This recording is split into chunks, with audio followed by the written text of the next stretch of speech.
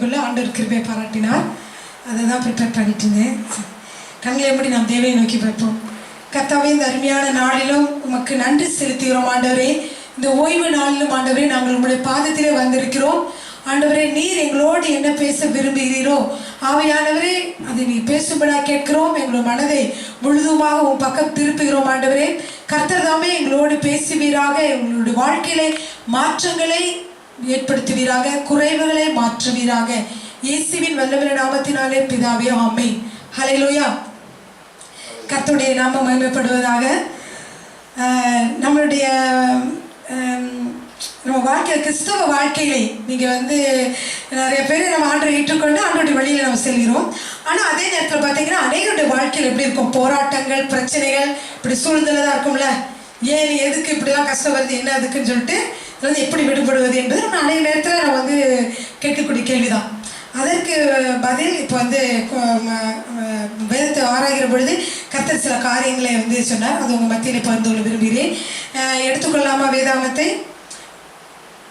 எபேசியருக்கு எழுதின நிருபம் 6ஆம் அதிகாரம் 11வது வசனம். எபேசியர்,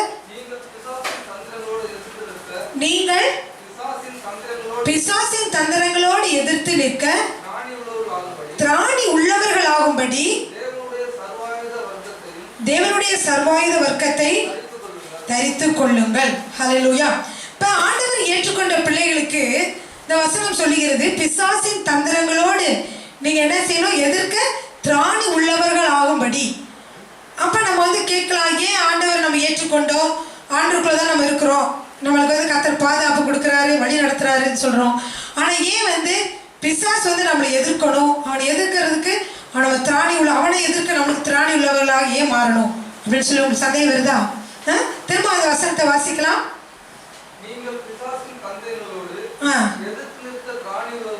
போதும். பிசாசின் தந்திரங்களோடு எதிர்த்து நிற்க திராணி உள்ளவர்கள் ஆகும்படிக்கு அப்படின்னு பார்க்கிறோம். அப்ப பிசாசு என்ன செய்யறான்? தந்திரமா நம்மளை பல பிரச்சனைகளை கொண்டு வரோம் அப்படிங்கிறது நமக்கு விளங்குது இல்லையா? அப்ப அதுக்கு எதிர்த்து நிற்பதற்கு நம்ம என்ன செய்யணும்? தேவனுடைய சர்வாயுத வர்க்கத்தை அணிந்து கொள்ளுங்கள் என்று வசனம் சொல்லுது. ஹல்லேலூயா. சரி, இப்போ முதலாவது சத்துரு ஏன் நம்மளை தாக்க வரான் அப்படின்னு சொல்லி நம்ம பார்க்கலாம். ஹல்லேலூயா. சரி பாருங்க, இப்போ இதுக்கு சத்துரு தாக்க வருது நம்ம வாழ்க்கையில் கண்ணுக்கு தெரியாத ஒரு பகுதி. இது பேர் ஆவிக்குரிய யுத்தம் சொல்லுவாங்க, ஸ்பிரிச்சுவல் வேர்ஃபேர் சொல்லுவாங்க. அப்படின்னா ஆண்டவர் ஏற்றுக்கொண்ட நம்மளுக்கு எதிராக மற்றவர்களால் நம்ம கூட உலகம், அதாவது மாம்சத்தோடு நம்மளோட சண்டை போட முடியாட்டியும் சத்துரு என்ன செய்யறான்? ஆவிக்குரிய பிரகாரமாக நம்முடைய மனதை சோர்வடைய செய்யறது, நம்ம வாழ்க்கையில பிரச்சனை கொண்டு வருவது, நம்ம மனதை சோர்வடைய வைப்பது, பல கால நிம்மதியை கெடுப்பது, சந்தோஷத்தை கெடுப்பது, ஜபத்தை கெடுப்பது, வேத வாசிப்பை கெடுப்பது, இப்படின்னு சொல்லி செய்வோம். கண்ணுக்கு தெரியாத பகுதியிலே சத்துரு போராடுகிறதை பார்ப்போம் இல்லையா? இப்ப ஏன் நம்ம கூட போராடுறோம்னா, அது போராடுவது உண்மை இல்லையா? நிறைய நம்ம வாழ்க்கையில போராடுறோம் அப்படின்னு தெரியும். அது சின்ன குழந்தை ஒரு குழந்தை பிறந்ததுல இருந்தே அந்த குழந்தைய வளர்ந்து ஒரு ஆணாக பெண்ணாக வளர்வதற்கு முன்னாடி இருந்த குழந்தை பிறந்திருந்த சாத்தா என்ன செய்வான்? எனிமி. அவன் அவனுக்கு என்ன ஆயிரம்? ஒரு எதிரியா எதிரியா இருப்பான். அந்த குழந்தைக்கு எதிரியா, இந்த வழியாவது அதை வீழ்த்திடணும், இந்த வழியாவது அதை என்ன செய்யக்கூடாது, பரலோகத்துக்கு வச்சு போற வரைக்கும் விடக்கூடாது அப்படின்னு சொல்லிட்டு அவன் எதிரியா இருக்கிறான். இப்போ ஒவ்வொரு ஆணுக்கும் பெண்ணுக்கும் குழந்தைக்கும் கூட அது என்ன செய்யறான்? எதிரியா இருக்கிறான். இப்படிப்பட்ட அந்த சத்துரு ஏன் எதிரியா இருக்கிறான்னா, நம்ம ஆண்டவருடைய பிள்ளைங்க, நம்ம எல்லாரும் எப்படி உண்டாக்கப்பட்டிருக்கிறோமோ தேவனுடைய சாயலிலே நாம் உண்டாக்கப்பட்டிருக்கிறோம். ஹல்லேலூயா சொல்லுவோமா? ஹல்லேலூயா. நம்ம எல்லாம் எப்படி உண்டாக்கப்பட்டிருக்கிறோம்? தேவனுடைய சாயலிலே உண்டாக்கப்பட்டோம். ஒரு காலத்துல தேவதூதனாக அவன் சாத்தான் இருந்தான். அவன் இப்ப எப்படிப்பட்டவனாக மாறப்பட்டான்? தள்ளப்பட்டவனாக, ஒதுக்கப்பட்டவனாக, ரிஜெக்ட் பண்ணப்பட்டவனாக என்ன ஆயிட்டான்? இப்பொழுது மாறிவிட்டான்.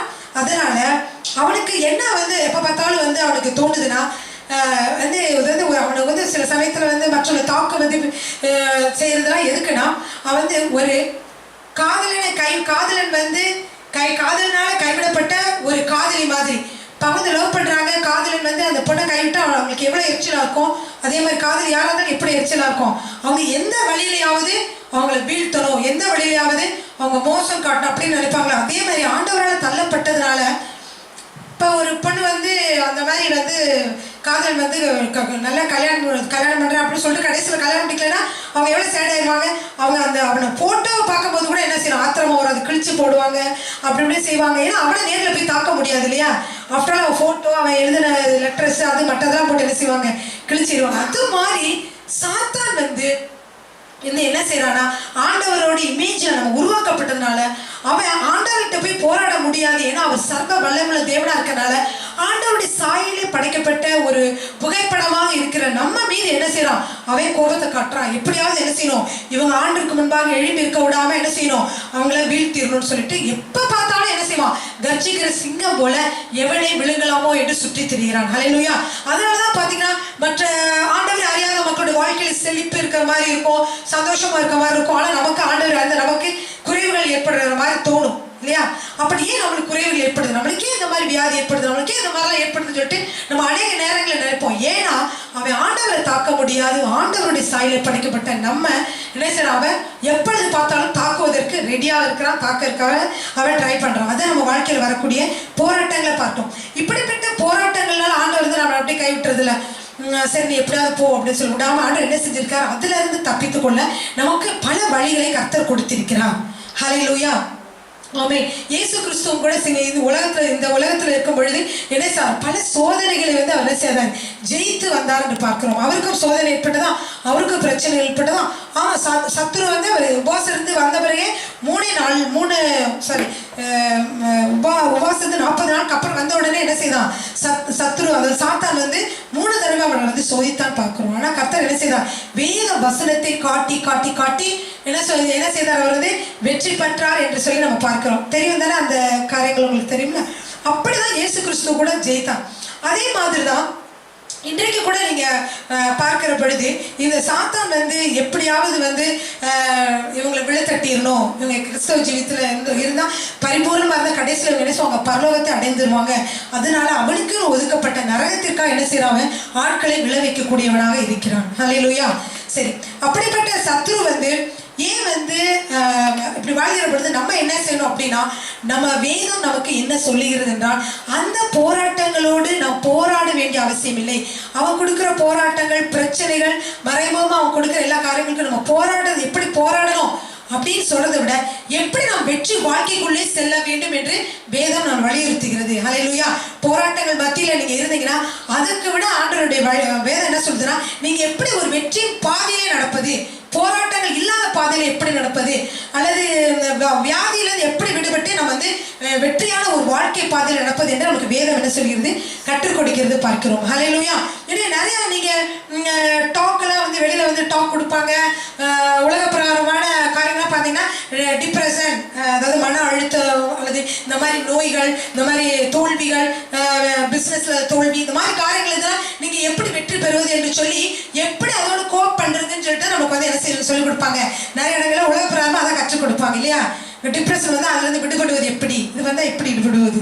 ஆனா நம்ம வேதத்தின் வழியாக பார்க்கிற பொழுது வெற்றி பாதையில எப்படி செல்வது, இந்த மாதிரி காரியங்கள்லாம் எல்லாம் இருக்குன்னா அப்போ ஒரு வெற்றி பாதை ஒன்று இருக்குது.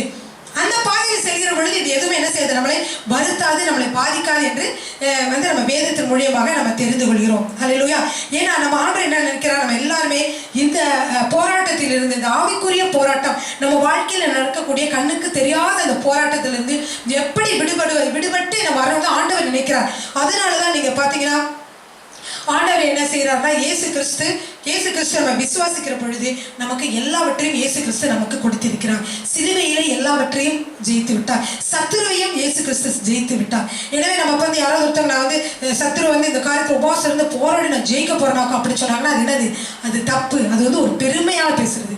சாத்தானை வந்து நம்மளை ஜெயிக்கிறதுக்கு ஆண்டவர் நம்மளை அழைக்கல. இயேசு கிறிஸ்து ஏற்கனவே என்ன செய்துட்டார், சிலுவையிலே அவனுடைய சகல சத்துவத்தையும் சகல அதிகாரங்களையும் உரிந்து கொண்டு அவனை ஜெயித்துட்டான். அப்ப நம்ம என்ன செய்யணும், நம்ம இருக்கிற இடத்துல வெற்றி நம்ம கொடுத்துருக்கிற இடத்துல ஸ்டாண்ட் பண்ணி நிற்கணும். நம்ம தோல்விக்குள்ளே போகாம நம்ம வெற்றியில என்ன செய்யணும், தொடர்ச்சியாக நம்ம நிற்க வேண்டும். இதை நம்மளுடைய வேதம் வந்து நமக்கு கற்றுக் கொடுக்கிறது. ஹல்லேலூயா. எனவே நம்ம இந்த காரியங்களை பத்தி பார்க்க போறோம். நான் சொல்ல எபேசியருக்கு எழுதின நிருபம் 1ஆம் அதிகாரம் 3வது வசனத்தை வாசிக்கலாம். பிதாவாகிய தேவனாலும் நம்முடைய கர்த்தராகிய இயேசு கிறிஸ்துவினாலும் உங்களுக்கு கிருபையும் சமாதானமும் உண்டாவதாக. நம்முடைய கர்த்தராகிய இயேசு கிறிஸ்துவின் பிதாவாகிய தேவனுக்கு ஸ்தோத்திரம். ஆமென். அவர் கிறிஸ்துவுக்குள் உன்னதங்களிலே ஆவிக்குரிய சகல ஆசீர்வாதத்தினாலும் நம்மை ஆசீர்வதித்திருக்கிறார். ஹல்லேலூயா. இந்த வசனம் என்ன சொல்லுதுன்னு பாருங்க. இயேசு கிறிஸ்து நம்ம என்ன செய்திருக்கார்? சகல ஆசீர்வாதங்களினாலும் நம்மை ஆசீர்வதித்து இருக்கிறார் போட்டிருக்கா, ஆசீர்வதிப்பார் போட்டிருக்கா? ஆசீர்வதித்து இருக்கிறார். ஹல்லேலூயா. அப்போ நம்மளுடைய தேவைகள், நம்மளுக்கு எல்லா பிளஸிங்கும் கர்த்தர் கொடுத்துட்டாரு. நம்ம இனிமேல் போய் அதை போய் சுதந்திரிக்க வேண்டியதில்லை. எல்லாமே கர்த்தர் என்ன செய்திருக்கார்? நமக்காக சுதந்திரித்து கொடுத்திருக்கிறார். இந்த ஞானம் நமக்கு வேணும். நம்ம வேதத்தை படிக்கிற பொழுது நம்ம என்னன்னா, அந்த எவ்வளவு தூரம் நம்ம கருத்துக்களை அறிந்து கொள்கிறோமோ அதெல்லாம் நம்ம கிளைம் பண்ணும்போது என்ன, நம்முடைய வாழ்க்கையில மாற்றங்கள் உருவாகிறது. அப்போ முதலாவது வந்து இப்போ உதாரணத்துக்கு வந்து இப்போ வந்து நான் சொன்னேன், எப்படி வந்து பிரச்சனையோட போராடாம வெற்றி வாழ்க்கையில எப்படி நடக்கிறது அப்படின்னு உதாரணத்துக்கு ஒன்று சொல்றேன். இப்போ நீங்க எபேசியருக்கு எழுதின நிருபம் 1ஆம் அதிகாரம் 3வது வசனத்தை வாசிக்கிற பொழுது இயேசு, திரும்ப ஒரு தடவை வாசிப்போமா? நம்முடைய கர்த்தராகிய இயேசு கிறிஸ்துவின் பிதாவாகிய தேவனுக்கு ஸ்தோத்திரம். அவர் கிறிஸ்துவுக்குள் உன்னதங்களிலே ஆவிக்குரிய சகல ஆசீர்வாதத்தினாலும் நம்மை ஆசீர்வதித்திருக்கிறார். ஹல்லேலூயா. நம்மளை சகல ஆசீர்வாதத்தினாலும் ஆசீர்வதித்திருக்கிறார். அநேக மக்களுக்கு வந்து ஆசீர்வாதம் இருக்கலாம், ஆனா வந்து அவங்களுக்கு வந்து நிறைய இருக்கலாம், ஆனா அவங்களுக்கு தேவையானது இல்லாம இருக்கலாம். புரியுதா உங்களுக்கு சொல்றது? இப்போ வந்து நிறைய இருக்குது, ஆனா அவனுக்கு தேவையான ஒண்ணு அங்க இல்லாம இருக்கும். ஆனா ஆண்டவர் என்ன சொல்றாரு? உங்களுக்கு தேவையான எல்லாத்தையுமே என்ன செய்திருக்கேன், நான் உங்களை ஆசீர்வதித்திருக்கிறேன்னு சொல்றாரு. ஹல்லேலூயா. சரி, இப்போ நீங்க அதை வந்து உதாரணத்துக்கு நீங்க ஆதியாகமம் 33:9 எடுத்து வாசிக்கலாம். இது யாக்கோபுடைய கதையிலிருந்து சில காரியங்களை நம்ம கற்றுக்கொள்கிறோம். யாக்கோபு ஏசா அவங்களுடைய கதையில ஆதியாகமம் 33ஆம் அதிகாரம் 9வது வசனம். அதற்கு ஏசா, என் சகோதரனே, எனக்கு போதுமானது உண்டு, உன்னுடையது உனக்கு இருக்கட்டும் என்றார். உன்னுடையது உனக்கு இருக்கட்டும் அப்படின்னு சொல்றாங்க. இப்ப இந்த வசனத்துல நீங்க பாத்தீங்கன்னா உங்களுக்கு யாக்கோபு ஏசா கதை உங்களுக்கு நல்லா தெரியும். யாக்கோபு எப்படிப்பட்டவரா இருந்தாருன்னா, அவர் வந்து 2வது மகன். ஆனா வந்து ஏசா ஆக்சுவலி வந்து ஏசா வந்து முன்னாடி வர ட்ரை பண்ணாரு. ஆனால் ஏசா அப்போ அந்த ஏசாவுக்கு வந்து கர்த்தர் வந்து ஆசீர்வாதங்களை வந்து கொடுத்துருக்கிறாரு. ஆனால் யாக்கோபு தான் என்ன செய்தாரு? போய் அந்த ஆசீர்வாதத்தை வந்து அப்பாட்ட போய் அண்ணனா நடிச்சு என்ன செய்தார்? அந்த ஆசீர்வாதங்களாம் பெற்றுக்கொண்டார் அப்படின்னு சொல்லி பார்க்குறோம். பல விதத்தில் வந்து என்ன செய்யலாம், ஏமாற்றி வந்து எல்லா பங்குகளையும் அவன் வந்து எடுத்துக்கிட்டான் அப்படின்னு சொல்றான். ஆக்சுவலி வந்து இவன் தான் முதல் பிறக்கணும். ஆனால் இவனுக்கு உள்ள காரியங்களே என்ன ஆச்சு? இப்போ வந்து அவன் சகோதரர்களாக எல்லாமே எடுத்துட்டான். இப்போ ஒவ்வொரு காரியத்திலும் ஏமாற்றி ஒளிஞ்சிட்டான். ஏன்னா அப்பாட்ட வந்து ஆசீர்வாதம் பெற்றனால அண்ணன் அடிச்சிருவான், கொண்டுருவான்னு சொல்லிட்டு இவன் போய் அப்புறம் ஒரு இடத்துல போயிருந்து மேரேஜ் எல்லாம் பண்ணி மாமனார்கிட்ட இருந்து நிறையா நாட்கள் அவன் இங்கே ஏமாத்திட்டு போனால் அங்கே போய் ஏமாற்றப்பட்டான். அங்கே நிறையா தடவை ஏமாற்றப்பட்டு முதல்ல ஒரு 7 வருஷமா செஞ்சு வேலை செஞ்சு அவன் என்ன செய்தானா, மாமனாருக்கு நிறைய சம்பாரிச்சு கொடுத்துட்டு திருடி இவனுக்கு நிறைய சொத்தெல்லாம் எடுத்துட்டு வரும்போது எதிர்த்தாப்படி வந்து ஏசா வரான் தகவல் கிடைச்சோன்னே அவன் வந்து நம்ம இப்போ நல்லா சந்தோஷமா நம்ம இருக்கிற நிலைமையில் நம்ம கொண்டுருவானு பயந்து என்ன செய்யறானா, அவனுடைய ஆடு மாடு எல்லா சொத்துலையும் பாதி எடுத்து என்ன செஞ்சுட்டான், முன்னாடி வச்சுட்டு அவருக்கு வந்து கொண்டு போய் கொடுக்க போறான். இதெல்லாம் எடுத்து பின்னாடி இருக்கிறது வந்து அழியாம பத்திரமா இருக்கும்னு சொல்லிட்டு அவர் இது கொண்டு வரோன்னு பயந்துட்டு போய் கொடுக்க போறான். ஆனா அவன் சகோதரன் என்ன சொல்றானா, எனக்கு என்ன இருக்குது, எனக்கு போதுமான அளவுக்கு எனக்கு இருக்குப்பா, எனக்கு நிறைய இருக்கு, அதனால நீ என்ன செய்ய வேண்டாம், நீ எனக்கு கொடுக்க வேண்டாம்னு சொல்றான். ஆனா யாக்கோபு அதுக்கு என்ன சொல்றாரு? 10லிருந்து 11 வரைக்கும் வாசிக்கலாமா? அதற்கு யாக்கோபு அப்படி அல்ல, உம்முடைய கண்களில் எனக்கு தயவு கிடைத்ததானால் என் வெகுமதியை என் கையில் இருந்து ஏற்றுக்கொள்ளும். நீர் என்மேல் பிரியமானீர், நான் உம்முடைய முகத்தை கண்டதும் தேவனுடைய முகத்தை கண்டது போல இருக்கிறது. தேவன் எனக்கு அனுக்கிரகம் செய்திருக்கிறார், வேண்டியதெல்லாம் எனக்கு உண்டு. ஆகையால் உமக்கு கொண்டு வரப்பட்ட என் காணிக்கையை ஏற்றுக்கொள்ளும் என்று சொல்லி அவனை வருந்தி கேட்டுக்கொண்டான். அப்பொழுது அவன் அதை ஏற்றுக்கொண்டான். ஹல்லேலூயா. கடைசியில் ஏற்றுக்கொண்டான்னு பார்க்கிறோம். ஆனா இப்ப ஏசாவுக்கு வந்து நிறைய இருக்கு, ஆனா யாக்கோபுக்கு என்ன இருக்கு? என்னென்ன தேவையோ அந்த இது வந்து போட்டுக்கலாம். கடைசி வரி வாசிங்க, திரும்ப ஒரு தடவை வாசிங்க, 10-11. அந்த அதற்கு யாக்கோபு அப்படி அல்ல, உம்முடைய கண்களில் எனக்கு தயவு கிடைத்ததானால் என் வெகுமதியை என் கையில் இருந்து ஏற்றுக்கொள்ளும். நீர் என்மேல் பிரியமானீர், நான் உம்முடைய முகத்தை கண்டதும் தேவனுடைய முகத்தை கண்டது போல இருக்கிறது. தேவன் எனக்கு அனுக்கிரகம் செய்திருக்கிறார், வேண்டியதெல்லாம் எனக்கு உண்டு. சரி, அவருக்கு வந்து இந்த போதுமானது வச்சிருக்கேன்னு சொல்றாரு. ஆனா இவர் என்ன சொல்றாரு? எனக்கு வேண்டியதெல்லாம் கொடுத்திருக்கிறார். பாருங்க, இப்போ ஒரு பெரிய அரண்மனை 10 ரூம் இருக்கலாம், ஆனா அதை அனுபவிக்கக்கூடிய மனது இல்லாம இருக்கிறாங்கன்னு வைங்க. அந்த ஒரு பெண்ணோ ஆணோ வந்து உறவில் மற்றவங்களுடைய ரிலேஷன்ஷிப்ல வந்து அவங்க வந்து குறைஞ்சிருந்தாலும் என்ன செய்வாங்க, அத்தனை வீடோ அத்தனை சொத்து இருந்தா கூட அவங்களுக்கு பிரோஜனம் இல்லை. எல்லா ரூம்ல இப்ப என்ன செய்வாங்க, எந்த ரூம்ல போனாலும் அவங்களுக்கு நிம்மதி கிடைக்காது. அவங்களுக்கு என்ன இருக்கும், கவலையும் அழுகையும் தான் வந்து மிஞ்சி இருக்கும். அதனால அவங்க வந்து எவ்வளவு பணக்காரங்களா இருக்கலாம், நிறைய சொத்து இருக்கலாம், ஆனா அவங்களுக்கு ஏதாவது ஒரு நோய் இருந்துச்சுன்னா இது சாப்பிடக்கூடாதுனால என்ன செய்ய முடியாது, அவங்க அதை சொத்தை வந்து அனுபவிக்க முடியாது இல்லையா. இப்படி எவ்வளவோ இருந்தாலும் நமக்கு தேவையானதை நமக்கு இருக்கா அப்படிதான் பார்க்கணும். உலகத்தில் இருக்கவங்களுக்கு வந்து அதிகமானது இருக்கலாம், ஆனா அவங்களுக்கு தேவையானது என்ன இருக்காது, அங்க இருக்காது. ஆனா ஆண்டவருடைய பிள்ளைகளாகிய நமக்கு ஆண்டவர் தேவையானது எல்லாவற்றையும் கொடுத்திருக்கிறார். ஹல்லேலூயா. நமக்கு என்ன தேவை அதெல்லாம் கொடுத்திருக்கிறார். அதிகமான 10 ரூம் இருக்க வேண்டாம், ஆனா நமக்கு தேவையானவைகளை கர்த்தர் கொடுத்திருக்கிறார். அதான் அவர் கர்த்தருடைய பிள்ளைகளுக்கு உள்ள காரியங்கள். ஹல்லேலூயா. ஹல்லேலூயா சொல்லுமா? ஆமென். ஹல்லேலூயா. பாருங்க, கர்த்தர் நமக்கு என்ன கொடுத்திருக்கிறார்னா, இயேசு கிறிஸ்துக்குள்ளே நம்மளை பல ஆசீர்வாதங்களால் ஆசீர்வதித்திருக்கிறார். அது மட்டும் இல்ல, அநேக வாக்குத்தத்தங்களை இந்த வேதத்திலே கொடுத்திருக்கிறார். நம்ம கவலைப்படுகிற பொழுது, குறைவு இருக்கிற பொழுது, வியாதி படுக்கையில் இருக்கிற பொழுது நம்மளோட பேசக்கூடிய நமக்கு வாக்குத்தத்தங்கள் கர்த்தர் அநேகமாக வேதத்திலே அவர் கொடுத்திருக்கிறார். ஹல்லேலூயா. அது மட்டுமல்ல, அவர் வந்து நமக்கு பரிசுத்த ஆவி அபிஷேகத்தை நமக்கு கொடுத்திருக்கிறார். நம்மளுக்கு ஒரு இட்டர்னல் லைஃப், அதாவது நித்தியமான வாழ்க்கை. நம்ம இன்று மறுத்தாலும் எங்க இருப்போம், நம்ம பரலோகத்தில் இருப்போம் என்கிற ஒரு நம்பிக்கையும் ஒரு வாழ்க்கை நமக்கு என்ன செய்திருக்கிறார். ஆண்டவர் வந்து நித்தியமான ஒரு வாழ்க்கையை நமக்கு கொடுத்திருக்கிறார். ஹல்லேலூயா. அது மட்டுமல்ல, பரிசுத்தாவின் அபிஷேகத்தை நமக்கு கொடுத்திருக்கிறார். அது மட்டும் இன்னும் என்ன கொடுத்திருக்கிறார், ஆவின் கனிகளை நமக்கு கொடுத்திருக்கிறார். அன்பு, சந்தோஷம், சமாதானம், நீடிய பொறுமை, தயவு, இரக்கம், இதெல்லாம் வந்து மற்ற உலக பிரகாரமான மக்கள்கிட்ட இருக்காது. ஆனா நமக்கு என்ன செய்திருக்கார், இந்த காரியங்கள் எல்லாவற்றையும் கர்த்தர் கொடுத்து நம்மை ஆசீர்வதித்திருக்கிறார். ஹல்லேலூயா. எனவே நம்ம வந்து நமக்கு இது குறைவா இருக்கே அது குறைவா இருக்கேன்னு கவலைப்படவே வேண்டியதில்லை. நமக்கு தேவையான எல்லாவற்றையும் கர்த்தர் நமக்கு தந்து ஆசீர்வதித்திருக்கிறார். எனவே நம்ம உன்னதங்களில் நம்ம கர்த்தர் ஆசீர்வதித்திருக்கார் என்று சொல்லி விசுவாசத்தோடு நம்ம ஜெபிக்கிற பொழுது என்ன செய்ய முடியும், நம்ம எல்லாவற்றையும் நாம் பெற்றுக்கொள்ள முடியும். ஹல்லேலூயா. அதனால்தான் சாத்தானுடைய தாக்கு வந்து இயேசுவின் அதாவது ஆண்டவருடைய சாயலாக படைக்கப்பட்ட நம்ம மீது இருந்தாலும் கர்த்தர் என்ன செய்திருக்கிறார், நமக்கு வெற்றியை கொடுத்திருக்கிறார். ஹல்லேலூயா. நம்ம ஒன்றுமே சாத்தானால செய்ய முடியாது. ஹல்லேலூயா. நம்ம எப்படி அவன்கிட்ட தப்பிச்சுக்கிறதுன்னு சொன்னேன், தேவனுடைய சர்வாயுத வர்க்கத்தை, அவனுடைய தந்திரங்களுக்கு, அவனுடைய தாக்குதலுக்கு எல்லாம் தந்திரமா நம்மளை தாக்கணும் முயற்சி பண்ணுவோம். அந்த தந்திரங்களுக்கு வந்து நம்ம எப்படி இது பண்ணணும், தேவனுடைய சர்வாயுத வர்க்கத்தை அணிந்து கொள்ளுங்கள். அதை திருப்பி வாசிப்போமா? எபேசியர் 6ஆம் அதிகாரம் 11வது வசனம். நீங்கள் பிசாசின் தந்திரங்களோடும் எதிர்த்து நிற்க திராணி உள்ளவர்கள் ஆகும்படி தேவனுடைய சர்வாயுத வர்க்கத்தை தரித்துக் கொள்ளுங்கள். சரி, இப்போ வந்து அந்த என்னென்ன சர்வாயுத வர்க்கம் சொல்லிட்டு நம்ம பார்க்க போறோம். 10ல இருந்து 18 வரைக்கும் வசனங்கள்.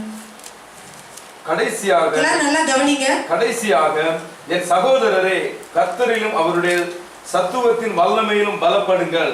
நீங்கள் பிசாசின் தந்திரங்களோடும் எதிர்த்து நிற்க திராணி உள்ளவர்கள் ஆகும்படி தேவனுடைய சர்வாயுத வர்க்கத்தையும் தரித்துக் கொள்ளுங்கள். ஏனெனில் மாம்சத்தோடும் இரத்தத்தோடும் அல்ல, துரைத்தனங்களோடும் அதிகாரங்களோடும் இப்பிரபஞ்சத்தின் அந்தகார லோகாதிபதிகளோடும் வான மண்டலங்களில் உள்ள பொல்லாத ஆவிகளின் சேனைகளோடும் நமக்கு போராட்டம் உண்டு. ஆகையால் தீங்கு நாளிலே அவைகளை நீங்கள் எதிர்க்கவும் சகலத்தையும் செய்து முடித்தவர்களாய் நிற்கவும் திராணி உள்ளவர்கள் ஆகும்படிக்கு தேவனுடைய சர்வாயுத வர்க்கத்தையும் எடுத்துக்கொள்ளுங்கள். சத்தியம் என்னும் கச்சையை உங்கள் அறையில் கட்டினவர்களாயும் நீதி என்னும் மார்க்க கவசத்தை தரித்தவர்களாயும் சமாதானத்தின் சுவிசேஷத்திற்குரிய ஆயத்தம் என்னும் பாதரட்சையும் கால்களிலே தொடுத்தவர்களாயும் பொல்லாங்கள் எரியும் அக்னி தந்திரங்களை எல்லாம் அவிழ்த்து போடத்தக்கதாய் எல்லாவற்றிற்கும் மேலாக விசுவாசம் என்னும் கேடகத்தை பிடித்துக் கொண்டவர்களாய் நில்லுங்கள். ரட்சணியம் என்னும் தலை சிறவையும் தேவவசனமாகிய ஆவியின் பட்டயத்தையும் எடுத்துக் கொள்ளுங்கள். எந்த சமயத்திலும் சகல விதமான வேண்டுதலோடும் விண்ணப்பத்தோடும் ஆவியினாலே ஜெபம் பண்ணி அதன் பொருட்டு மிகுந்த மன உறுதியோடும் சகல பரிசுத்தவான்களுக்காகவும் பண்ணும் வேண்டுதலோடும் விழித்துக் கொண்டு இருங்கள். இப்ப இதுல வந்து நிறைய வந்து என்ன பாக்குறோம், நம்மளுக்கு வந்து சர்வாயுத வர்க்கம், இது சர்வாயுத வர்க்கம், நிறைய ஆயுதங்கள் வந்து நம்ம யூஸ் பண்றோம்னு சொல்லி இதில் பார்க்குறோம். இதுல என்னென்ன உங்களுக்கு ஞாபகம் இருக்கா? முதலாவது என்ன போட்டிருக்குது, சத்தியம் என்னும் மார்க்கச்சை. ரெண்டாவது நீதி என்னும் சத்தியம் என்னும் கச்சை, நீதி என்னும் மார்க்கவசம். மார்க்கவசம் என்னது, ஷீல்டு மாதிரி நம்ம மார்பை பாதுகாக்க, இருதயத்தை பாதுகாக்க, சத்ரு வந்து வந்து அவன் வந்து எய்யும் பொழுது அம்மு எய்யும் பொழுது நம்மளை பாதிக்காமல் இருக்கிறதுக்காக என்ன செய்யணும், அந்த அது பேர் வந்து மார்க்கவசம் அணிகிறோம். மூன்றாவது சமாதானத்தின் சுவிசேஷத்திற்குரிய ஆயத்தம், சமாதான சுவிசேஷத்திற்குரிய ஆயத்தம் என்றும் பாதரட்சை. அப்புறம் பொல்லாங்கு எய்யும் அக்கினி ஸ்தம்பங்களை அவிழ்த்து போடத்தக்கத எல்லாவற்றையும் மேல விசுவாசம் என்னும் கேடயம். இங்கிட்டு மற்ற இடங்கள்ல அடிபடாம இருக்கிறத கேடயம் பிடிச்சிட்டு நம்ம என்ன செய்யறோம் இருக்கிறோம். அடுத்து ரட்சணியம் என்னும் தலசிராவின் தேவ வசனமாய் ஆவியின் பட்டயம். ஆவியின் பட்டயம் வந்து 6. 5 என்ன சொல்லுது, தலை சீரா. அப்புறம் தேவ வசனமாகிய ஆவியின் பட்டயம். எல்லா சகல நீங்க எல்லாரும் என்ன நினைச்சிட்டு போனா 6 தான் ஆயுதங்கள் நினைச்சிட்டு போனா 7வது 100 ஆயுதம் இருக்கு. அது என்னது, ஆவியின் அபிஷேகத்தோடு என்ன செய்யுது, நம்ம ஜெபிக்கிற பொழுது சாத்தான் என்ன செய்ய முடியும், விரட்ட முடியும். ஸோ இது மொத்தம் வந்து 7 ஆயுதங்கள் வந்து கற்றுக் கொடுத்துருக்காங்க. இப்போ இந்த சர்வாயுத வர்க்கத்தை வந்து நம்ம வந்து அணிந்து கொள்ளுங்கள். அப்படி அணிந்து கொள்வதனால என்ன அப்படின்னு நினைச்சோம்னா, இந்த சர்வாயுத வர்க்கம் வந்து யாருடைய சர்வாயுத வர்க்கம், தேவனுடைய சர்வாயுத வர்க்கம். அது தேவனுடைய சர்வாயுத வர்க்கத்தை நம்ம அணிஞ்சு கொள்ளணும். அப்ப என்னன்னா, நம்ம பலவீனமானவர்களா இருக்கிறோமோ இல்லை எப்படி இருக்கிறோமோ தெரியாது, நம்ம சர்வாயுத வர்க்கத்தை அணிகிற பொழுது என்ன செய்யும், முழுசு நம்மளை எல்லாம் கவர் பண்ணியிருக்கோம். அது வந்து சாத்தானுக்கு எப்படி தெரியும், உள்ள யார் இருக்கான்னு தெரியாது, வெளியில் இருக்கிற அந்த சர்வாயுத வர்க்கத்தை தான் அவன் பார்ப்பான். அது யாருடைய சர்வாயுத வர்க்கம், அது தேவனுடைய சர்வாயுத வர்க்கம்னு இருக்கு. அப்ப இயேசு கிறிஸ்து இந்த உலகத்தில் இருக்கிற பொழுது இந்த சர்வாயுதத்தை தான் என்ன செய்தார், அணிந்து சென்றார். ஹல்லேலூயா. நீங்க சொல்லப்பட்ட காரியம் எல்லாமே இயேசு கிறிஸ்துவே இருந்துச்சு. அவர் எப்பொழுதும் வந்து சத்தியத்தோட சத்தியம் என்னும் சத்தியத்தின் கச்சை அணிந்தவராக, அந்த நீதி என்னும் மார்க்கவசம் இதெல்லாம் வந்து அணிந்தவராக இயேசு கிறிஸ்து இருந்தார். அப்போ இதை பார்க்கிற பொழுது அவனுக்கு என்ன தோணுதுன்னா, உள்ள இருக்கிற ஆளு தெரியாது, அந்த அந்த அந்த ஆர்மரை பார்க்கும் பொழுது, அந்த சர்வாயுத வர்க்கத்தை பார்க்கிற பொழுது அவனுக்கு என்ன தோணுதுன்னா, தேவன் 2000 வருடத்துக்கு முன்பாக அவனை தோக்கடிச்சாரே ஒருத்தர், இயேசு கிறிஸ்து, அவர் தான் தோணுகிறது. ஹல்லேலூயா. அதனால நிறைய நேரத்தில் சொல்லுவாங்க, சாத்தான் வந்து நம்மளை பார்க்க முடியாது, இயேசு கிறிஸ்து நம்மளை மறைச்சிருக்கிறான்னு சொல்லுவோம். அது என்னன்னா, இந்த ஆர்மர் ஆஃப் காட் நம்ம அணிந்திருந்தால், அந்த சர்வாயுத வர்க்கத்தை கடவுள், அதாவது தேவனுடைய சர்வாயுத வர்க்கத்தை நம்ம அணிந்திருந்தோம்னா, அங்க யார் உள்ள இருக்கான்னு சொல்லிட்டு என்ன செய்ய நமக்கு தெரியாது. பேட்மேன் படம் இருக்குல்ல, அது வந்து 5-6 தடவை ஒவ்வொரு தடவை வந்திருக்கு, ஒரு புத்தகத்தில் வாசித்தேன். அப்போ அந்த பேட்மேன் வந்து ஒவ்வொரு தடவை வந்து வேறு ஆக்டர்ஸ் தான் என்ன செய்வாங்க, நடிப்பாங்க, அந்தந்த காலத்தில் நடிக்கிறாங்க. இருந்தாலும் அந்த பேட்மேனோட ஒரே கவசமாக ஒரே மாதிரி தான் இருக்கும். ஸோ ஒரு தடவை வந்து ரொம்ப ஒல்லியானவர், ஆனால் அவ்வளோ ஒல்லியானவர் தான் அந்த ஆக்ட் பண்ணாரு. ஆனாலும் அந்த ஒல்லியானவர் அந்த பேட்மேனுடைய கவசம் அதெல்லாம் போடும்போது எப்படி ஆயிட்டாரு, அவரும் ஒரு ஸ்ட்ராங்கான பேட்மேன் போல தெரிகிறாரு. ஏன்னா அவர் ஆள் எப்படி இருக்காருன்னு இல்லை, அந்த அவருடைய கவசத்தை பொறுத்து இருக்கு. அது மாதிரி நம்ம தேவனுடைய சர்வாயுத வர்க்கமாகி அந்த 7 ஆயுதங்களையும் நம்ம வந்து போட்டுக்கொள்கிற பொழுது நம்ம வாழ்க்கையில சத்துருவனுடைய எல்லா தந்திரங்களுக்கும் நம்ம என்ன செய்ய முடியும், வெற்றி பெற முடியும். ஹல்லேலூயா. சரி, இப்போ வந்து முதலாவது வந்து ஃபர்ஸ்ட் தந்திரங்களுக்கு எதிர்த்து நிற்கிறதுக்கு திராணி உள்ளவர்களாக மாறுவதற்கு நம்ம சர்வாயுத வர்க்கத்தை நம்ம அணிந்து கொள்கிறோம். சரி, இப்போ நீங்கள் காலையில் நீங்கள் எழுந்திரிச்சு ஆண்டோட ஜெபம், ஆண்டவரே இந்த காலையில் நான் வந்து எந்திரிச்சு என் வீட்டு வேலை செய்ய போகிறேன், வேலைக்கு செல்ல போகிறேன், நான் உங்களுடைய சர்வாயுத வர்க்கத்தை அணிந்து கொள்கிறேன்னு சொல்லிட்டு சத்தியம் நான் அணிந்து கொள்கிறேன் நம்ம சொல்லலாம். ஆனால் நமக்கு சத்தியம்னா என்ன, நீதினா என்ன அப்படின்னு சொல்ல, அந்த கவசத்தினுடைய பலன் என்ன, அதுதான் என்னன்னு சொல்ல தெரியல, பிரயோஜனம் தானே. காலேஜ் ஆண்டவரே நான் சத்தியம் என்னும் கட்சியை நான் அணிந்து கொள்கிறேன், நீதி என்னும் மார்க்கவசத்தை போட்டுக்கொள்கிறேன் அப்படின்னு வந்து மனப்பாடமா சொன்னா போதுமா? அது என்ன நமக்கு தெரியணும்ல. அது சத்தியம் என்னும் கட்சி அணிந்து கொள்றதுன்னா என்ன, சத்தியம்னா என்ன, அதை நம்ம அணிந்து கொள்றோமா, இல்லை நீதினா என்ன, அதை அணிந்து கொள்றோமா? ரட்சிப்பினுடைய சுவிசேஷத்துக்குரிய ரட்சிக்கிறதுக்குள்ள, அதாவது சால்வேஷன்ங்கிற ஒரு ஆர்மர் இருக்கு, அதை நான் அணிந்து கொள்கிறேன்னா அப்படின்னு சொல்லி ஒவ்வொன்றா வந்து நம்ம என்ன செய்யறோம், ஒவ்வொரு இதாக வந்து நம்ம அப்படின்னா அது என்ன, அதனுடைய பலன் என்ன, அந்த ஆயுதம் எப்படிப்பட்டது, அந்த ஆயுதனுடைய தன்மை என்ன என்று நம்ம அறிந்திருந்தால் தான் என்ன செய்ய முடியும், அதை அணிந்து கொள்ள முடியும். ஹல்லேலூயா. சரி, அதனால நம்ம அதை பற்றி பின்னாடி நான் சொல்கிறேன். அதனால் அது ஒவ்வொன்றா சொல்லுவோம். நான் ஃபுல்லாக இன்னைக்கு சொல்ல வரல, எனக்கு 2-3 தான் சொல்லுவேன். அடுத்த வாரம் வரும்போது மற்றதெல்லாம் சொல்லுவேன். அதுக்கு முன்னாடி வந்து அந்த இதில் வந்து 7 அந்த ஆயுதங்கள் இருக்குது இல்லையா, அந்த 7 ஆயுதங்களில் 5 ஆயுதங்கள் வந்து நம்மளை தற்காத்து கொள்வதற்காக இருக்குது. 2 தான் தாக்குறது இருக்கு. சொல்லுவாமா, என்னென்னு பார்க்கலாமா? முதல்ல என்ன சொன்னீங்க, சத்தியம் என்னும் கச்சை. அது எதுக்கு, எதிரியோட போயிட முடியுமா? கச்சைனா பெல்ட், பெல்ட் வச்சு என்ன செய்ய முடியும்? அது வந்து நம்ம வந்து நடக்கும் பொழுது கீழே விழாமல் இருக்கிறதுக்கு, போர் புரியும் பொழுது நம்ம ட்ரெஸ்லாம் லூஸாக இருந்துச்சுன்னா அது ஒரு கையில் பிடிச்சிட்டு இன்னொரு கையில் வந்து என்ன செய்ய முடியாது? போர் செய்ய முடியாது இல்லையா? அதனால தான் பெல்ட் வந்து சத்தியம் வேணும், கச்சை நமக்கு முதல்ல வேணும். ரெண்டாவது என்னது? நீதி என்னும் மார்க்கவசம். இந்த மார்க்கவசம் என்ன செய்யுது? நம்மளை பாதுகாத்து கொள்ள, முதல் சொன்ன கச்சையும் நம்மளை தற்காத்து கொள்ள, மார்க்கவசம் என்ன சொல்ல? தற்காத்து கொள்ள. எதிரி வந்து அம்போ இதை எய்யும் பொழுது அது வந்து நம்மளோட முக்கியமாக உடலே முக்கியமான பாகம் எது? இருதயம் தான். இருதயத்தில் படாமல் இருக்கிறதுக்கு என்ன செய்யறோம்? அந்த மார்க்கவசத்தை அணிந்து கொள்கிறோம். ரெண்டாவது. மூன்றாவது பிரதர் அது ஃபுல்லாக வாசிங்க.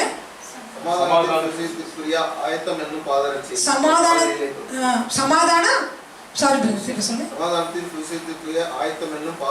சமாதான சுவிசேஷத்திற்குரிய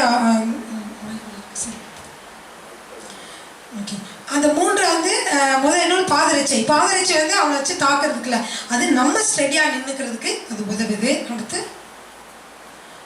விசுவாசம் என்னும் விசுவாசம் என்னும் கேடகம். அதுவும் என்ன செய்யுது? நம்மளை தற்காத்துக் கொள்வதற்காக தலையிலையும் அங்கேயோ காலையோ என்ன செய்ய அடிபடாம இருக்கிறதுக்காக அதை வச்சு நம்ம இது பண்றோம்.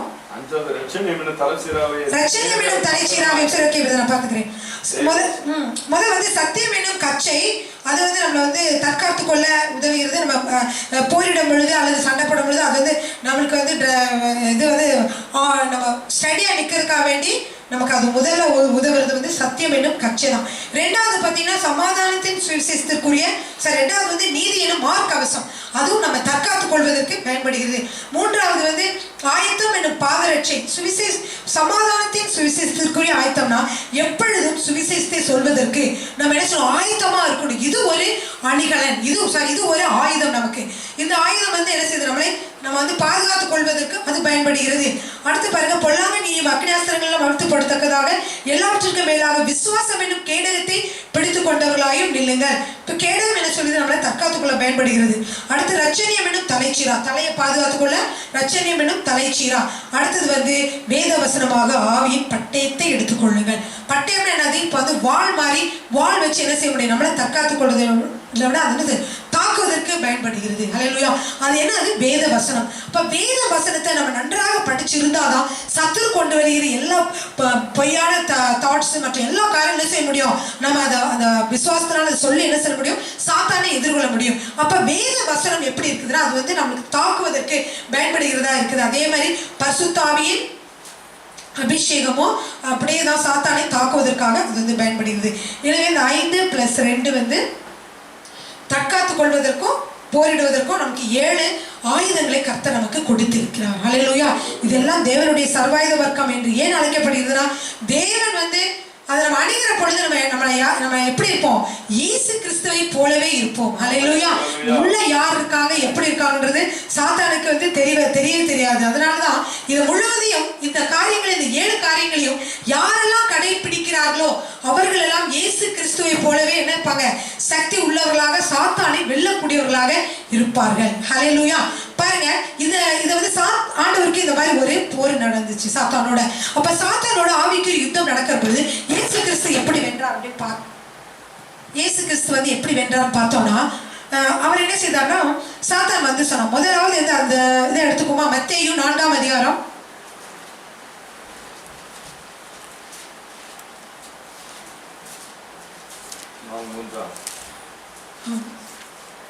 4ஆம் அதிகாரம். அப்பொழுது சோதனைக்காரன் அவரிடத்தில் வந்து, அப்பொழுது இயேசு, நான் மத்தேயு சொன்னேன் பிரதர். அப்பொழுது இயேசு பிசாசினால் சோதிக்கப்படுவதற்கு ஆவியானவராலே வனாந்தரத்திற்கு கொண்டு போகப்பட்டார்.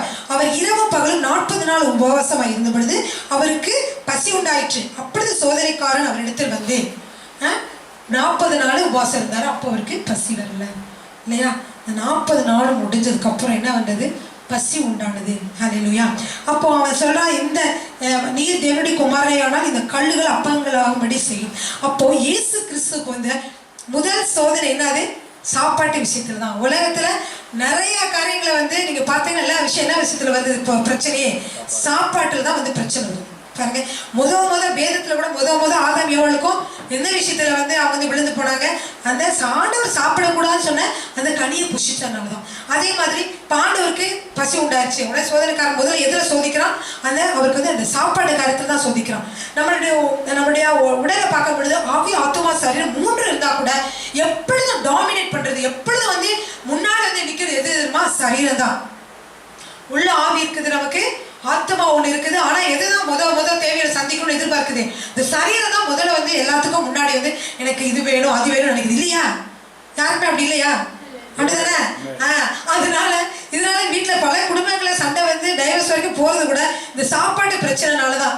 சமையல் சரியா பண்ணலைன்னா கோவம் வரும், சாப்பாடு இது பண்ண அவங்க கணவர் வந்து ஏற்ற நேரத்துல எல்லாம் வாங்கிட்டு வரலைன்னா மனைவிக்கு கோவம் வரும், பல பிரச்சனைகள் வந்து எல்லாம் வரும். இதுலதான் சண்டை மன்னிக்க முடியாத ஒரு பிரச்சனையாக இருக்குது இல்லையா? இதே மாதிரிதான் ஆண்டவர் இருப்பாருன்னு சொல்லிட்டு சாத்தான் என்ன செய்யலாம்? முதல்ல ஆண்டவரே நீங்க தேவனுடைய குமாரனே இருந்தீங்கன்னா என்ன செய்யுங்க, இந்த கல்லுகள் எல்லாம் நீங்க என்ன செய்யுங்க, அப்பங்களாகும்படி செய்யுங்க அப்படின்னு சொன்னோம். அப்ப ஆண்டவர் வந்து என்ன சொன்னாரு? முத யோசி சொல்றது வந்து நீங்க தேவனுடைய குமாரனே ஆனா நம்மள வந்து சாத்தான் சோதிக்கும் போது வந்து நீ இப்படி இருந்தானா நீ இப்படி செய்ய, நீ அப்படி இருக்கியா நீ இப்படி இருக்கிறியான்னு சொல்லி என்ன செய்வான்? நம்மளை வந்து சோதிப்பான். நம்ம வந்து ஆண்டவருடைய பிள்ளையா இருக்கிறோம், நமக்கு வந்து டைட்டில் முக்கியம் இல்லை இல்லையா?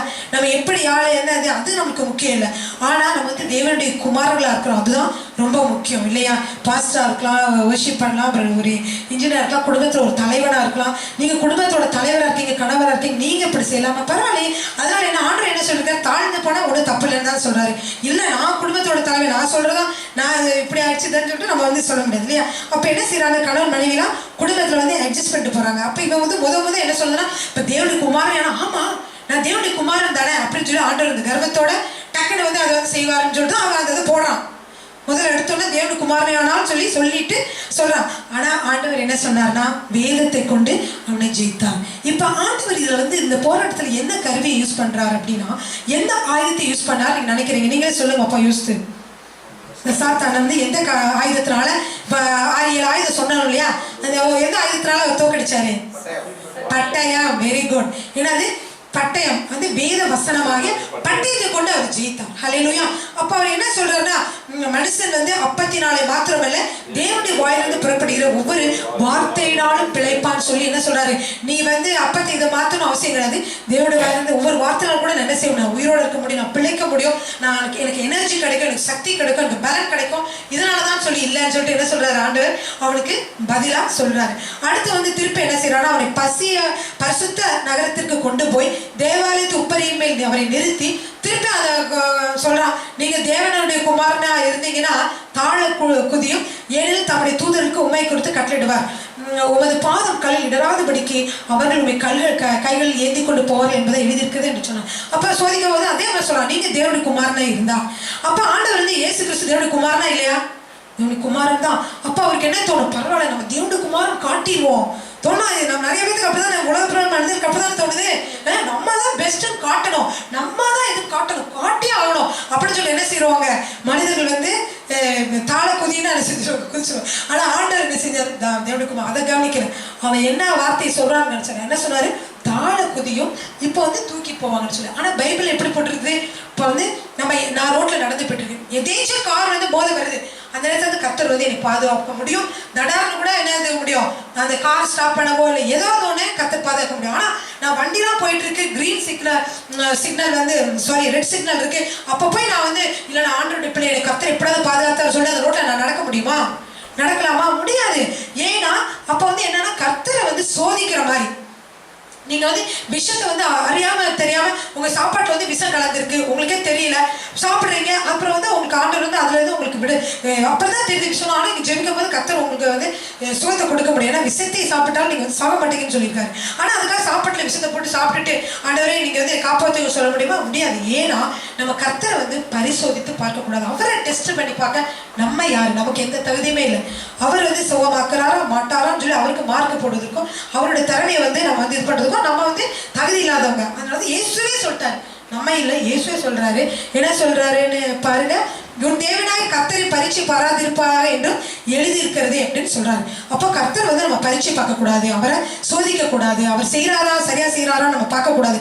அதனால நான் வந்து வேணுனே விழுந்து ஆண்டவர் வந்து தேவதெல்லாம் கொண்டு வராரா நான் பார்க்கணும்னு அவசியம் இல்லைன்னு சொன்னாரு. இப்போ 3வது பார்த்தீங்கன்னா அவரை மிக உயர்ந்த மலையின் மேல் கொண்டு போய் உலகத்தின் சகல ராஜ்யங்களையும் அவைகளின் மகிமையும் அவருக்கு காண்பித்து, நீ சாஸ்தாங்கமாய் விழுந்து என்னை பணிந்து கொண்டால் இவைகள் எல்லாம் உனக்கு தருவேன் என்று சொன்னான்.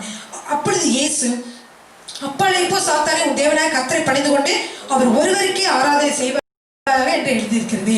அவன் என்ன சொல்றான்? சரி, சொல்றான் அந்த மாதிரி இவ்வளவு ராஜ்யங்களாம் பாருங்க, இந்த நாடெல்லாம் பாருங்க, இவ்வளவு மகிமையா இருக்கு, இது முழுவதுமே உங்களுக்கு நான் கொடுப்பேன் எப்படா என்னை பணிந்து கொண்டான்னு சொல்றான். அவருக்கு வந்து இதெல்லாம் விட இந்த பெரிய ராஜ்யங்கள் இதெல்லாம் காமிச்சா அந்த மாதிரி செஞ்சுருவாங்க தானே. அப்போ இதெல்லாம் வேணும் தான் நான் காத்துக்கிட்டே இருந்தேன், எப்போ சொல்லு உடனே பணிச்சு என்ன செய்றேன், இதெல்லாம் வாங்கிக்கிறேன்னு சொல்லிட்டு நிறைய பேர் காத்திருப்பாங்க. ஆனால் ஆண்டவர் என்ன செய்தாரு? இல்லை, அவர் வந்து தேவன் ஒருவரையே வணங்கணும், நம்ம உன்னை வந்து வணங்க முடியாது, அவர் ஒருவருக்கே ஆராதனை செய்வார்கள் வேதத்தில் எழுதியிருக்குப்பா, நான் அதன்படி தான் செய்வேன்னு சொல்லி சொன்னார். அப்போ அவர் வந்து ஒவ்வொரு காரியம் சொல்லிடுற பொழுது வேதத்தில் இப்படி சொல்லியிருக்குது, இப்படி சொல்லியிருக்குது, இப்படி சொல்லியிருக்குதுன்னு சொன்னால் விட்டு விட்டான். அதே மாதிரி நம்முடைய வாழ்க்கையில சாத்தான் வந்து போலியான பொய் காரியங்களை கொண்டு வருகிற பொழுது நம்ம என்ன செய்யணும்? வேதத்தை காட்டி தான் சில வெற்றி கொள்ளணும். போன வாரம் கூட பாஸ்டர் வந்து போன வாரம் இல்லை இதில் சுகமாக்குதலே சொன்னாங்க, உண்மை சத்தியம் சொல்லி 2 சொன்னாங்க. உண்மை இருக்குது, அது உண்மைதான். இப்போ வந்து நான் சுகவீனமாக இருக்கிறேன், பலவீனமாக இருக்கிறேன் அப்படின்னு வச்சுக்கோங்களேன். அப்படின்னா நான் சொல்கிறேன் சுகவீனமாக இருக்கிறேன், எனக்கு வந்து தலைவலி காய்ச்சலோடு இருக்கிறேன் அப்படின்னா அது வந்து உண்மைதான். ஆனால் சத்தியம் வந்து ஒன்று இருக்குது. சத்தியம்னா வேதம். சத்தியம் என்ன சொல்லுகிறது? நீங்கள் அவருடைய தழும்புகளாலே சுகமானீர்கள் என்று சொல்லுது. அப்போ நம்ம எதை வந்து விசுவாசிக்கணும்? அந்த உண்மை ஒரு சில நேரங்களிலே பொய்யாக மாறிவிடலாம். இன்னைக்கு சுகவீனமாக இருப்பேன், நாளைக்கு பார்த்தா எப்படி இருப்பேன்? ஆரோக்கியமாக இருப்பேன். இந்த உண்மை வந்து நிலைச்சு நிற்கலாம். ஆனால் இப்படி அது உண்மைதான். சுகவீனமா இருக்கணும், உண்மைதான், சுகவீனமா தான் இருக்கிறேன். ஆனா ஆண்டவர் வந்து வசனம் என்ன சொல்லுகிறது? அவருடைய தழும்புகளால் சுகமானீர்கள். இதுதான் நித்தியமான உண்மை, சத்தியம் அது. ஸோ அதை வந்து நம்ம விசுவாசிச்சு, ஆமா இயேசு கிறிஸ்து தழும்புகளால் நான் சுகமானேன்னு சொல்லி பாருங்க. எப்படிப்பட்ட நோயா இருந்தாலும் என்ன ஆகும்? உங்களுக்கு சுகம் கிடைக்கும். ஹல்லேலூயா. அப்படிப்பட்ட அந்த விசுவாசத்துல நீங்க வளர்ந்து அதே மாதிரி நீங்க சொல்லி கிளைம் பண்ணுகிற பொழுது பெற்றுக்கொள்வீர்கள். ஹல்லேலூயா. அப்படிதான் நம்ம என்ன செய்யணும்? சாத்தானை வந்து தோற்கடிச்சு நம்ம சுகத்தை பெற்றுக்கொள்ளலாம். ஹல்லேலூயா. இல்லைன்னா ஐயோ எனக்கு தலை வலிச்சிச்சு, இதாச்சு, எனக்கு என்ன ஆச்சுன்னு தெரியல, ஏதாச்சுன்னு தெரியலன்னு சொல்லிட்டு நம்ம இன்னும் வந்து ஜெபம் பண்ணாத பல இதை பேசிட்டு இருந்தாலும் என்ன செய்யும்? இன்னும் நம்மளுக்கு கவலையும் வியாதியும் தான் என்ன செய்யும்? அதிகமாக மாறும். ஹல்லேலூயா. சரி, அடுத்தது வந்து பார்க்கிற பொழுது இப்போ அந்த சாத்தானோட எப்படி எதிர்த்து நிற்குன்னு சொல்லிட்டு இருந்தேன். சில சாத்தானை பற்றி சில உண்மைகள் நமக்கு தெரியாத உண்மைகள், சில காரியங்கள் வந்து நான் வந்து உங்ககிட்ட சொல்ல போறேன். இப்போ எபேசியருக்கு எழுதின 6ஆம் அதிகாரம் 12ஆவது வசனத்தை வாசிப்போம். ஏனெனில் மாம்சத்தோடும் இரத்தத்தோடும் அல்ல, துரைத்தனங்களோடும் அதிகாரங்களோடும் அந்தகார லோகாதிபதிகளோடும் ஆவிகளின் சேனைகளோடும் நமக்கு போராட்டம் உண்டு. இப்படி சொல்லி என்ன செய்ய போட்டிருக்கு? வேதத்துல போட்டிருக்கு இல்லையா? நமக்கு போராட்டம் உண்டு. அப்ப இந்த போராட்டத்துல நினைச்சிடும் ஒவ்வொருத்தரும் வெற்றி பெறுகிறோம். நமக்கு கண்ணுக்கு தெரியாம போராடிட்டு இருக்கு. வேத வசனத்தை உணர்ந்தவங்க என்ன சொல்லுவோம்? வேத வசனத்தை சொல்லி நம்ம என்ன செய்வோம்? அந்த போராட்டத்துல இருந்து நிறைய பேர் வெற்றி கொள்வோம் இல்லையா? அப்படிதான் வந்து வெற்றி கொள்ளும். அதுக்கு தான் நான் வந்து சொல்லிட்டு இருக்கேன். இப்ப சாத்தான் வந்து முதலாவது என்ன நினைப்பாங்கன்னா, சிலர் வந்து சாத்தான் வந்து யாருமே இல்லை, சாத்தானே இல்லை அப்படின்னு சொல்லி சிலர் சொல்லுவாங்க. சாத்தானா யார்? பிசாசு. அதிகமாக நம்ம பார்த்தோம் இது இல்லைன்னு சொல்லி. ஆனால் பிசாசு வந்து ஒருத்தர் இருக்கான். அவன் தான் என்ன செஞ்சுட்டு இருக்கான்? போராட்டம் நம்மளோடு வந்து போராடி நம்மளை எப்படாவது விளத்தரணும், நம்ம பரலோகத்துக்கு போக முடியாமல் செய்யணும், நம்ம செய்கிற வேலையில் ஒழுங்காக செய்ய முடியாது, ஊழியத்தை செய்யணுமா, இதை செய்யக்கூடாது, அதை செய்யக்கூடாதுன்னு முயற்சி பண்ணிட்டு இருக்கான். அப்போ வந்து முதலாவது நம்ம என்ன தெரிஞ்சுக்கணும்னா, சாத்தான் ஒருத்தர் இருக்கிறான். ஒரு சிலர் சொல்லுவாங்க சாத்தான் அது கூட இன்னும் எக்ஸ்ட்ரீமா போய் சாத்தானால எல்லாமே செய்ய முடியும். நம்மள ஒரு சில ஜோம் பண்ண சொல்லுவோம், ஐயோ நான் அவங்களுக்கா ஜோம் பண்ணா அங்கே இருக்க சாத்தா என்னைய வந்து அடிச்சிருவானே அப்படின்னு சொல்லி கூட சில ஜோம் பண்ணாமல் இருந்திருக்காங்க. நிறைய பேர். ஒரு சிஸ்டர் அப்படி தான் சொன்னாங்க, ஐயோ நம்ம எப்படி அதை கட்டிலாம் ஜோம் பண்ணுறது, அவங்களுக்குள்ள போராட்டம், சத்துருவோட போராட்டம் இருக்கும், அப்புறம் அங்கே இருக்க சத்துரு என்ன செஞ்சிருவான்? ஏன் மேலே பதிஞ்சிருவான்னு சொல்லிட்டு நிறைய பேர் சொல்லுவாங்க. இதெல்லாம் வந்து பொய்யாக சாத்தான் நம்மளுக்கு உண்டாக்கி இருக்கிற புரளிகள். இந்த புரளிகளை என்ன செய்யக்கூடாது? நம்ம வந்து நம்பக்கூடாது. முதலாவது பாருங்க, மக்கள்கிட்ட இருக்கிற இந்த மாதிரி தவறான கருத்துக்களை முதலாவது கருத்து என்னன்னு சொல்லி பார்க்க போனோம். நம்முடைய முதலாவது கருத்து வந்து என்னன்னா, சாத்தானுக்கு வந்து எல்லாமே வந்து தெரியும் அப்படின்னு நினைப்பாங்க. நம்ம என்னென்ன செய்கிறோம் அது எல்லாமே அவனுக்கு தெரியும்னு சொல்லிட்டு. ஆனால் இப்போ பார்த்தீங்கன்னா உண்மையிலேயே வந்து ஆண்டவர் ஒருவர் தான் வந்து எப்படிப்பட்டவராக இருக்கிறாருன்னா, ஆம்னிசைன்ட் சொல்லுவாங்க. ஆம்னிசைன்ட்னா என்னன்னா ஆல் நோயிங் காட். எல்லாமே அவருக்கு தான் தெரியும். நம்ம ஆண்டவருக்கு வந்து எல்லாமே நம்முடைய பழைய காலம், இப்போ வாழ்றது, இனிமேல் வரப்போகிறது, அது மாதிரி எல்லா காரியங்களையும் முற்றிலும் அறிந்தவர் யாரு? நம்முடைய தேவன் தான். அவர் வந்து எல்லா காலங்களிலும் அறிந்தவர், எல்லாவற்றையும் அறிந்தவர். ஆனால் சத்துரு வந்து நம்ம அப்படி நினைப்போம். ஆனால் சத்துருக்கு வந்து உண்மையிலே தெரியாது. அப்படி தெரிஞ்சிருந்துச்சுன்னா அவன் வந்து 1 கொரிந்தியர் 2:8 வாசிக்கலாம். வந்து எப்படி வந்து சிலுவையில் ஆண்டவர் அடிப்பதற்கு பல காரியங்கள் வந்து அவன் வந்து செஞ்சு சிலுவையில் அடிக்கணும். ஆனால் சிலுவையில் அடிக்கப்படும் பொழுது அது நம்மளையும் ஆண்டவர் என்ன செய்வார்? நம்மை ஜெயிப்பார், நம்மை தோற்கடிப்பார், நம்முடைய தலையை நசுக்குவார்னு சொல்லி அவனுக்கு தெரியாம போயிடுச்சு. கடைசியில் தான் அவனுக்கு தெரிஞ்சுக்கும் இயேசு கிறிஸ்து எப்படியோ ஒண்ணுமில்லாம நம்ம பண்ணிட்டோம் அப்படின்னு அவன் நினைச்சான். ஆனா உண்மையில அப்படி பண்ணினானா? இல்ல. அவர் திரும்ப 3ஆம் நாள் என்ன செய்தார்? உயிரோடு எழுந்தார் இல்லையா? அதனால சாத்தானதை என்ன செய்தார்? அவர் முற்றிலும் முறியடித்தார். முற்றிலும் வந்து அவன் தான் என்ன செய்தான்? தோற்று போனவனாக மாறினான். எனவே அவனுக்கு வந்து காரியங்கள் வந்து வெளியே வந்து அவனுக்கு எப்படி தெரியும்? 1 கொரிந்தியர் 2:8 பிரதர்.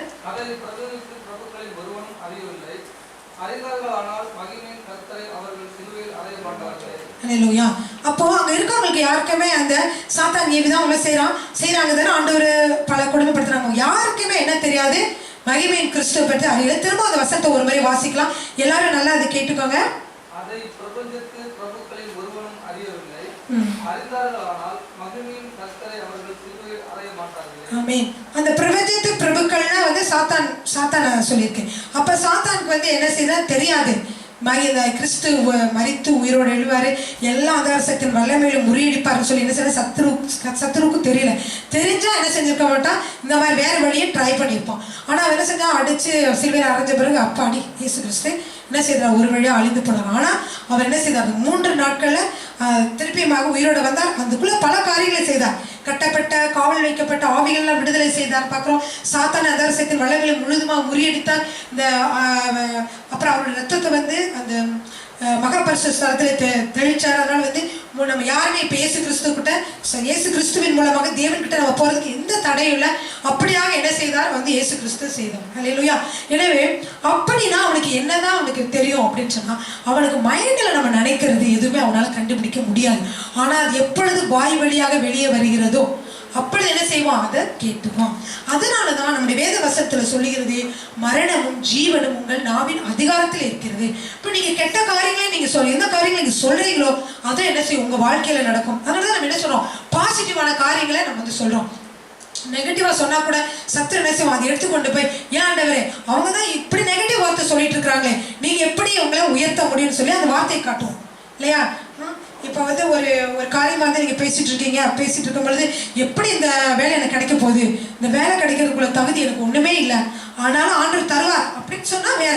அதுக்கு பதிலாக வந்து இந்த வேலைக்கு கிடைக்காது சொல்லிருக்கும் போது ஆண்டவர் வந்து உங்களுக்கு வேலை கிடைக்கணும். ஃப்ரெண்ட்ஸ்லாம் பேசும்போது பொதுவாக வந்து நம்ம இயலாமையை தான் புலம்பி தான் சொல்லுவாங்க எல்லாரும் இல்லையா? எனக்கு எப்படி இந்த வேலை கிடைக்குமோன்னு தெரியாது, பணம் இதுக்காக கேட்குறாங்க, அதிகமாக கேட்குறாங்க, நானும் அவ்வளோ தகுதியில் இல்லை, என்னை விட எவனாவது போய் இந்த வேலை எடுத்துக்கிற சான்சஸ் இருக்கு அப்படின்னு சொல்லிட்டு நீங்கள் நெகட்டிவாக பேசிட்டு இருந்தீங்கன்னா ஆண்டவர் உங்களுக்கு வேலை கொடுக்கணும்னு நினச்சிட்டு இருந்தா கூட சாத்தான் சொல்லுவாங்க, பாருங்க ஆண்டவரே அவர் என்ன சொல்லியிருக்காங்க, நீங்கள் சொன்னீங்க உன்னுடைய நாவின் அதிகாரத்தின் கீழே மரணமும் ஜீவனும் உள்ளது.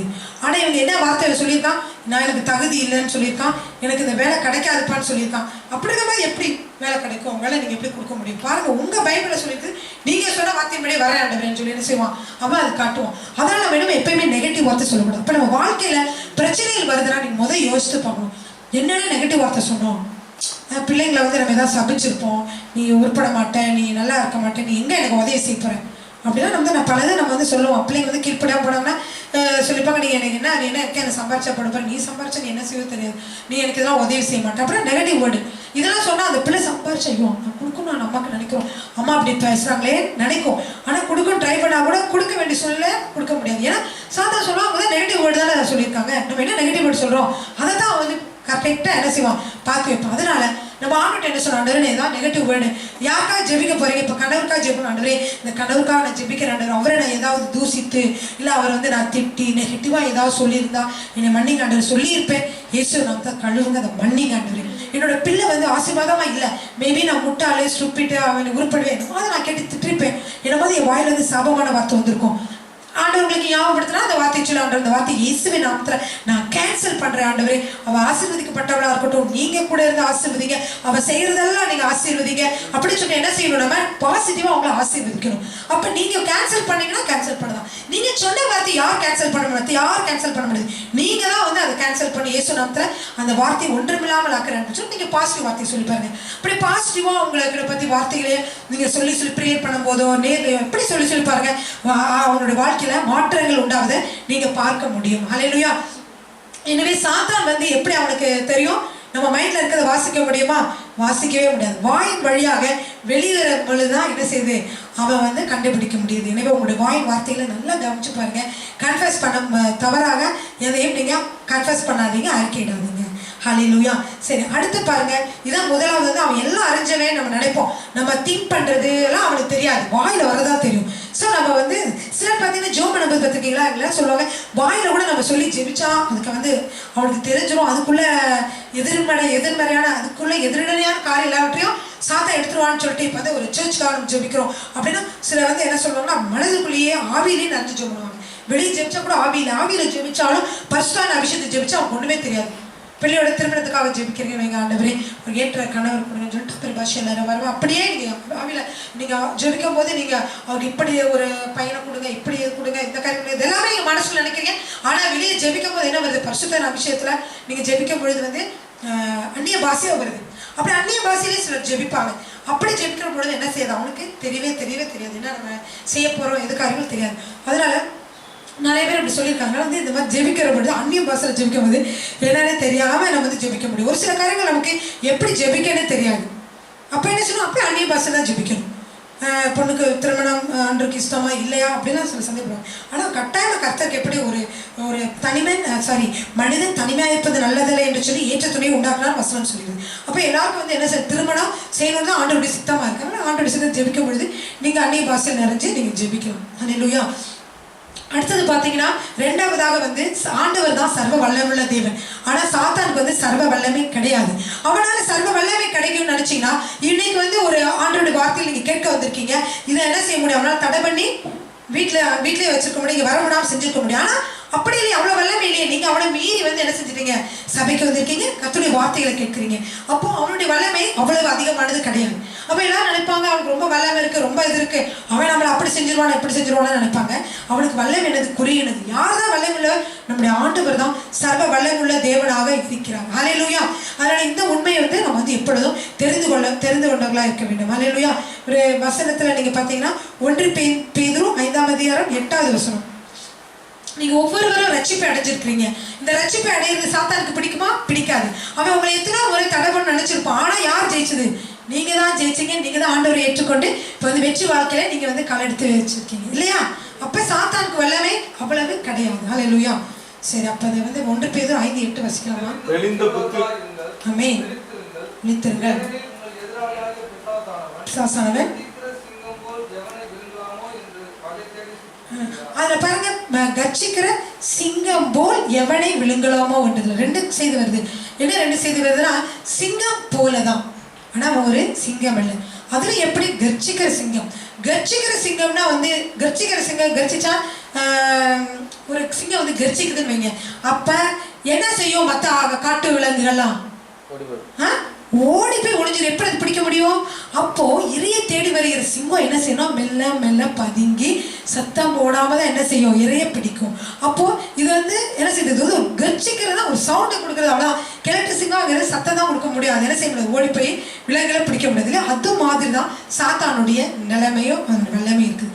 இதை நம்ம முதல்ல தெரிஞ்சுக்கணும். அடுத்தாவது பார்த்தீங்கன்னா, எவனை விழுங்கலாமோன்ற, யாரை அவனால விழுங்க முடியலை, அதனாலதான் சான்ஸ் பார்க்கறான், யாரு தான் விழுங்கலாம், யார் பலவீனமா இருக்கிறாங்க, யார் கிறிஸ்துவுக்குள்ள இல்லாம இருக்கிறாங்க, யார் நெகட்டிவ் தாட்ஸோட இருக்கிறாங்க, யார் பயத்தோட இருக்கிறாங்க, இப்படிதான் அவன் பார்க்கறான். அப்ப அவனுடைய வல்லமை அதிகமா இருந்துச்சுன்னா அவன் யாரையுமே விழுங்கலாம் இல்லையா.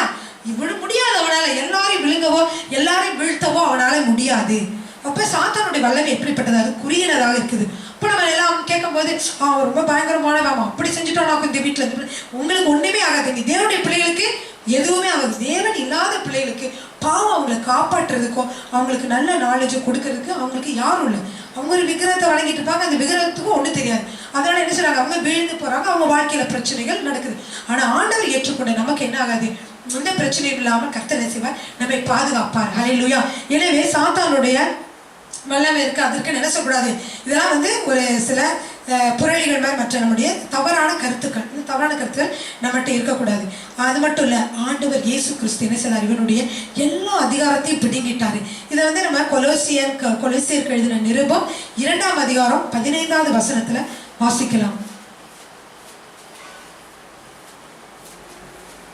நமக்கு எதிரடையாகவும் கட்டளையாகவும் நமக்கு விரோதமாகவும் இருந்த கையெழுத்தை குலைத்து அதை நடுவில் இராதபடி எடுத்து சிலுவையின் மேல் ஆணி அடித்து துரைத்தனங்களையும் அதிகாரங்களையும் உரிந்து கொண்டு வெளியரங்கமான கோலமாக்கி அவைகளின் மேல் சிலுவையிலே வெற்றி சிறந்தார். ஹல்லேலூயா. எனவே சாத்தானுடைய சகல அதிகாரத்தையும் ஆண்டவர் செய்தார், உரிந்து கொண்டார். ஆனா அவன்கிட்ட ஒரே ஒரு ஆயுதம் இருக்குது. என்ன ஆயுதம் தெரியுமா யாருக்காதோ? ஒரே ஒரு ஆயுதம் இருக்குதுலாம் நம்ம கட்டாம தெரிஞ்சுக்கணும். என்ன இருக்குன்னா பொய்யான காரியங்கள் என்ன செய்வான், அவங்க கிட்ட சொல்லுவான். அதன் மூலியமாக என்ன செய்வான், அவங்களை வீழ்த்தும். அவனை பத்தி அந்த வசனம் என்ன போட்டுக்கலாம், யோவான் 8:44 பொய்யனும் பொய் பிதாவுமா இருக்கும்.